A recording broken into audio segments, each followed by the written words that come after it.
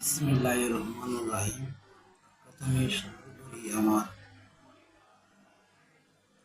গুরুচরণে লাখো লাখো সালাম ও শুভেচ্ছা।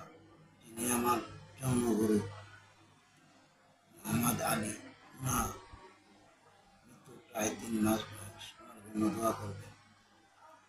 দ্বিতীয়তে স্মরণ করি যিনি আমার উস্তাদ গুরু, শিক্ষা গুরু, তন্ত্র লাইনে মোহাম্মদ এনামুল শেখ।